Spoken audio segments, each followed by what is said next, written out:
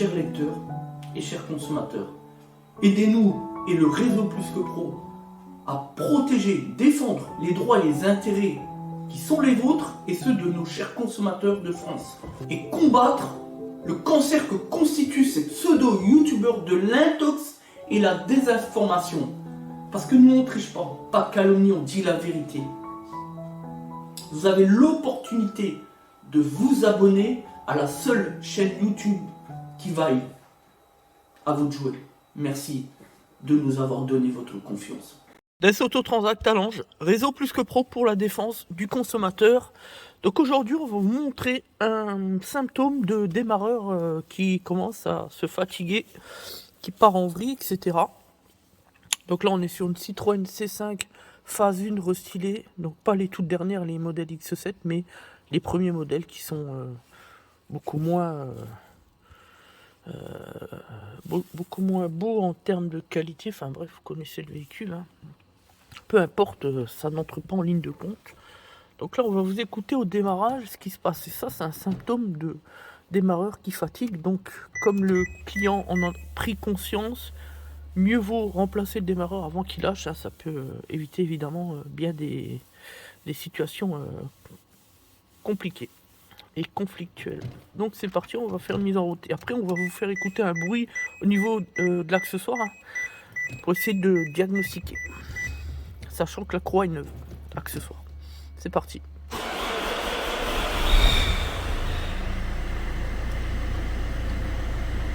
Voilà, donc ça, on va vous mettre un peu mieux ici la caméra.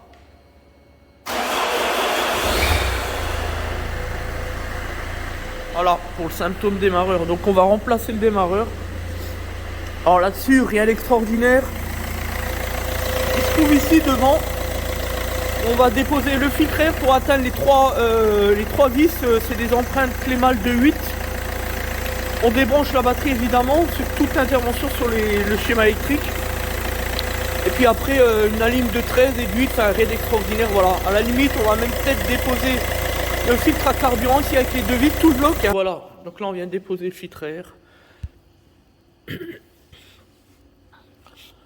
Avec le connecteur début mètre. La pression sur alimentation, donc on fait très attention, très fragile.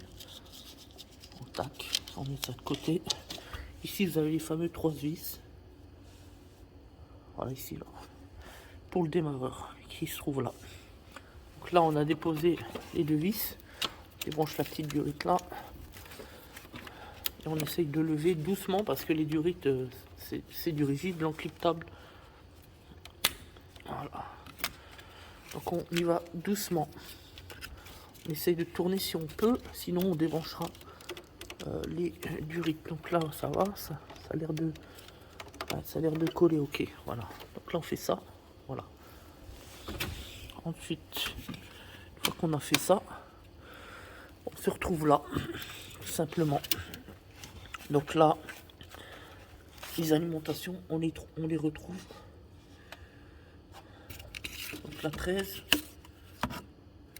et la 8. Alors, rien d'extraordinaire, tout simplement. Donc l'avantage sur ces moteurs là, les 2 litres de l'époque, c'est que contrairement au DV6 qui se trouve derrière, démarreur derrière le moteur, et c'est plus contraignant en termes de place. Là on n'a même pas besoin de mettre le véhicule sur le pont.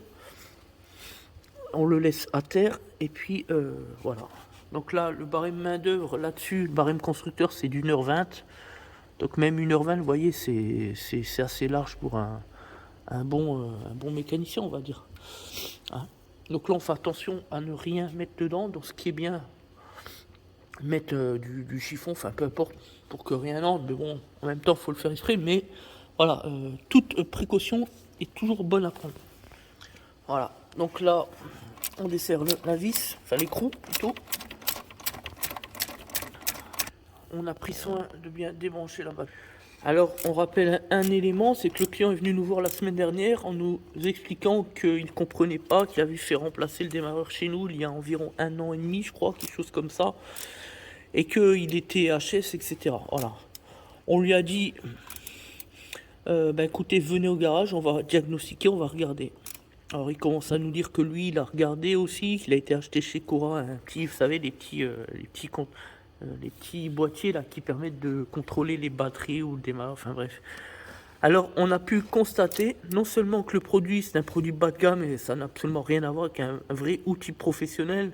Donc déjà comment analyser pour un particulier qui n'est pas du métier si la batterie ou l'alternateur est HS, enfin peu importe. Et le pire de tout ça, c'est que quand on a refait le test avec le client, lorsqu'il est venu, nous d'abord on a diagnostiqué, donc on a bien vu que c'était la batterie qui était morte et non pas remise en cause de l'intervention qui était la nôtre, c'est-à-dire l'alternateur, hein, il y a 1 an et demi. Et donc quand on a mis son outil, on a fait le test ensemble, puisqu'il l'avait dans le véhicule, on l'a mis là, on a constaté que en lisant entre les lignes, ce que l'outil indiquait, c'était finalement plus ou moins la batterie plutôt que l'alternateur. Vous voyez à quel point on dit que quand on est particulier, qu'on n'est pas du métier, on s'affiche pas garagiste, on s'affiche pas bricoleur du dimanche, on fait rien. Voilà. Parce que du coup, là, sur le coup, quand on a eu le client la première fois au téléphone, il nous a carrément remis en cause sur nos compétences et franchement. Donc ça en dit long. Sur les choses. On peut très bien avoir de bonnes relations avec le client et au moindre pépin, on nous tape dedans, vous voyez. Et c'est ça qui est insupportable. C'est qu'à un moment donné, chacun a sa place. Donc, quand on est client, on n'a pas à faire son diagnostic et encore moins avec du matériel de merde, pour ne pas employer le mot plus fort, acheté au Cora à 10 € ou à 12 €. Voilà. Ça évite bien des conflits entre les parties. La preuve, c'est la démonstration d'aujourd'hui. Heureusement, les gens avec nous, bon, ça va, ça se passe toujours bien, il n'y a jamais de problème, mais bon, c'est aussi parce qu'on sait communiquer avec les consommateurs. Mais il n'empêche que on est dans un monde là où tout le monde fait n'importe quoi, où tout le monde se prétend garagiste, bricoleur, là, du dimanche, là, et à la fin, on sait rien sur rien, on croit savoir, mais on sait rien. Ça, c'est bien le problème. Et c'est vrai que ça commence à... C'est énervant. Voilà, donc là, on vient d'enlever la vis, comme vous pouvez le constater. Donc maintenant, on va enlever ici le petit écrou de 8 pour le solénoïde, simplement, pour la petite aline, pour l'excitation.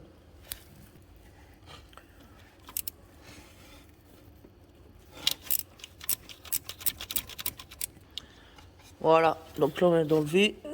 Maintenant, on sort le câble, le petit câble, on le met de côté.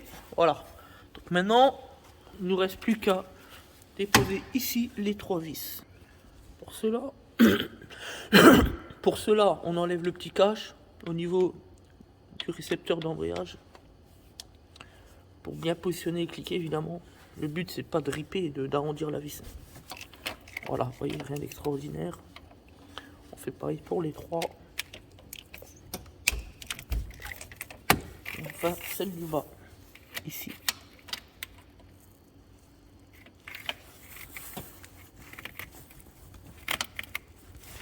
Voilà.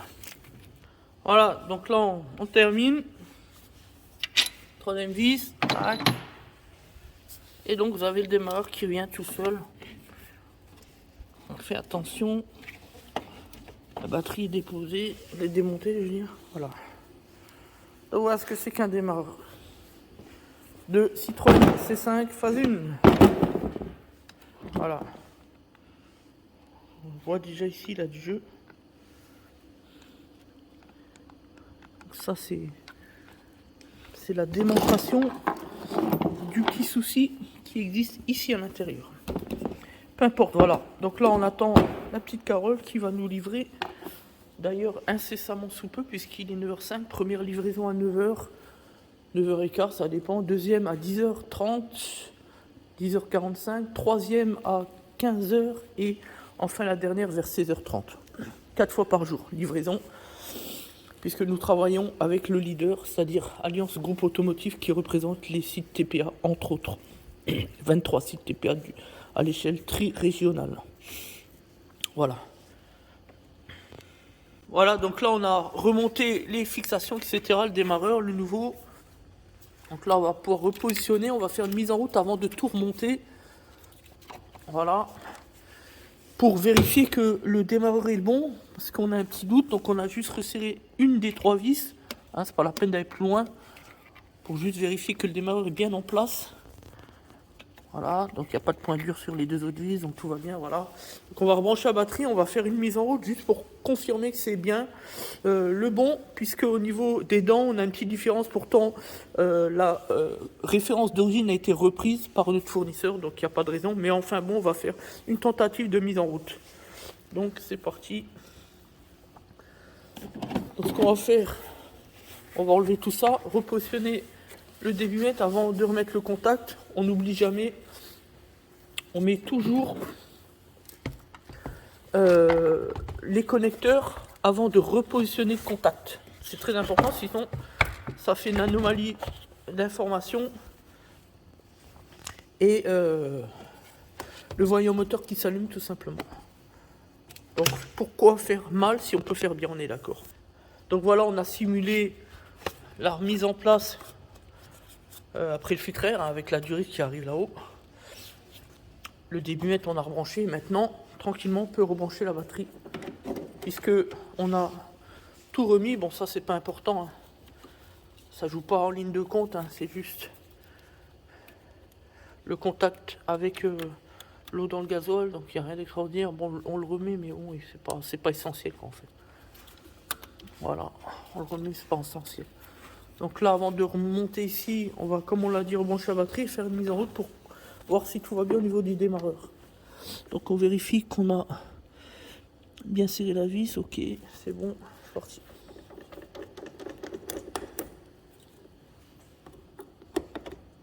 Voilà.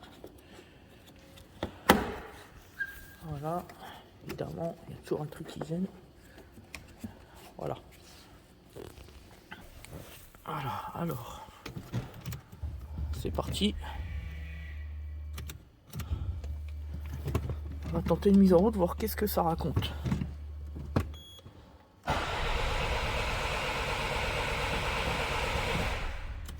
Ah, déjà, le démarreur tourne bien. Par contre, on a un petit souci de démarrage. Donc voilà, mise en route. Donc tout va bien, nickel. On fait une mise en route. Donc là, on a un démarreur qui fonctionne bien mieux, avec le bon bruit, etc. Tout va bien. Donc le démarreur est le bon. Tout va bien, j'ai rien à rajouter. Donc maintenant, on va débrancher, on va même pas débrancher la batterie, on va remettre tout ce qui a été déposé en place, c'est-à-dire au niveau du filtre à air, les fixations du démarreur, et puis on pourra contacter le client pour qu'il puisse récurer son véhicule. Voilà, on va écouter une dernière fois la différence entre l'avant et l'après.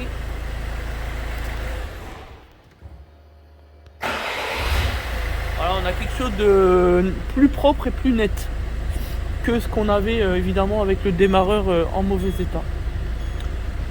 C'est parti. Donc merci à tous, c'était DS Auto Transact Talange, réseau plus que pro pour la défense du consommateur.